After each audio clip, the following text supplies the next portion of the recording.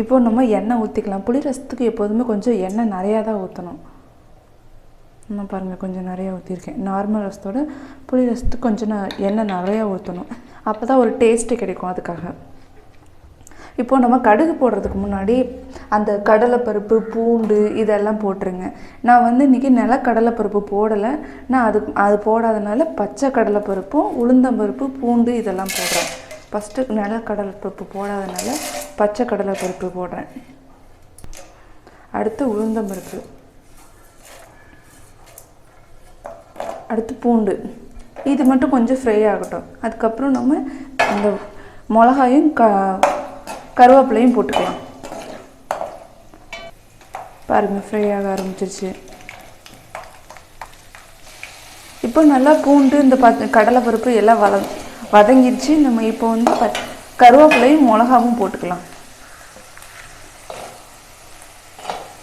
மிளகா போட்டாச்சு. அடுத்து கருவேப்பிலை போட்டுக்கலாம்.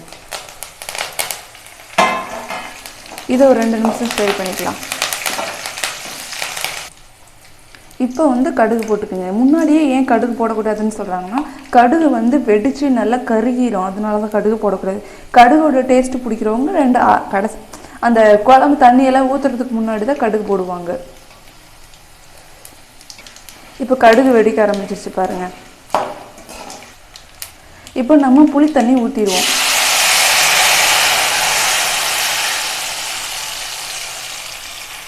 நம்ம நார்மலாக குழம்புக்கு சேர்த்துற புளியோட இன்னும் கொஞ்சம் எக்ஸ்ட்ரா சேர்த்துக்கோங்க. புளி ரசத்துக்கு அப்போ தான் நல்லாயிருக்கும். சேர்த்துக்கோங்க அப்படி. இப்போது நம்ம இதுக்கு தேவையான உப்பு, மஞ்சள்தூள் இதெல்லாம் போட்டுடலாம். நான் ஆல்ரெடி வெந்தயத்தை இப்போ தான் வறுத்து அரைச்சி வச்சுருக்கேன் பாருங்கள்.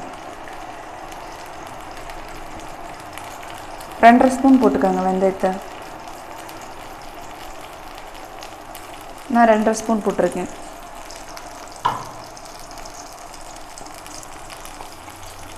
மஞ்சள்தூள் 1 ஸ்பூன் போட்டுக்கோங்க.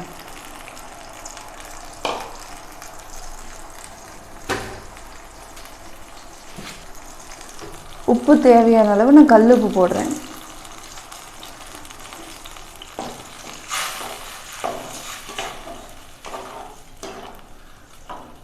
அவ்வளோதாங்க. ஒரு 10 நிமிஷம் கொதிச்சோடனே நம்ம எடுத்து சாப்பாடெல்லாம் கிண்டிடலாம். நான் ஆல்ரெடி சாப்பாடை வந்து நான் வடித்து வச்சுருக்கேன். நான் அதில் இருந்து பண்ணிடுறேன். நான் பண்ணிவிட்டு காமிக்கிறேன்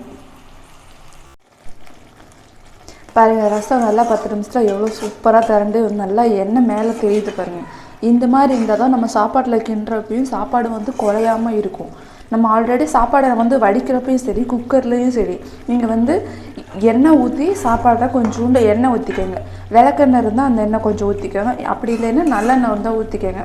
நீங்கள் என்ன சமையலுக்கு என்ன எண்ணெய் யூஸ் பண்ணுறீங்களோ அந்த எண்ணெய் ஊற்றிக்கோங்க. அந்த எண்ணெய் ஊற்றி ஒரு சாப்பாடு கொஞ்சம் வேக வச்சு எடுத்திங்கன்னா கொஞ்சம் சாப்பாடு நல்லா உதிரி உதிரியாக வரும். நான் வந்து இன்றைக்கி வடித்து வச்சுருக்கேன். இங்கே பாருங்கள், இங்கே சாப்பாடு இருக்குது.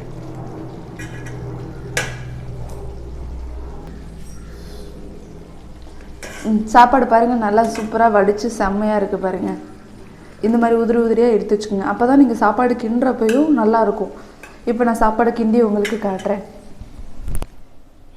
பாருங்கள். சாப்பாடு கிண்டி காமிச்சிருக்கேன். எவ்வளோ அழகாக சாப்பாடு வந்திருக்கு பாருங்கள். சூப்பராக இருக்குது பாருங்கள். எப்படி உதிரி உதிரியாக இருக்குது பாருங்கள். இப்போ நான் சாப்பிட போகிறேன். வாங்க சாப்பிட்லாம். நம்ம சேனலை பிடிச்சிருந்தா சப்ஸ்கிரைப் பண்ணுங்கள். மறக்காமல் பெல் ஐக்கானை கிளிக் பண்ணுங்கள். இந்த மாதிரி வீடியோ பார்க்குறதுக்கு நம்மளோட சேனலை ஃபாலோ பண்ணிகிட்டே இருங்க.